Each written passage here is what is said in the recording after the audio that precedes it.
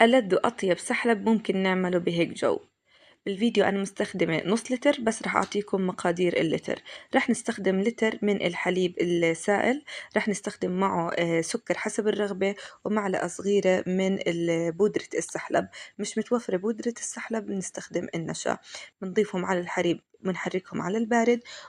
وإذا متوفرة عندكم الكريمة السائلة ضيفوا فنجان، بيعطي طعم كتير طيب. هلأ هون ضفت المستكة السائلة وماء الزهر. إذا المستكة عندكم حب بتطحنوها مع السكر وبتضيفوها مع الحليب. وبنضيف آخر إشي الفانيلا، اختياري بس بتعطي نكهة كتير طيبة. ممكن نضيف عود من القرفة مع الحليب ونغليه معه، بيعطي نكهة كتير طيبة. وعلى النار بنحطهم ونضل نقلبهم لحتى يغلي معنا الخليط. ممنوع نشيل ايدنا منه لحتى ما يحترق معنا الحليب. بس يغلي بنحطه بكاسات التقديم، والتزيين حسب الرغبة.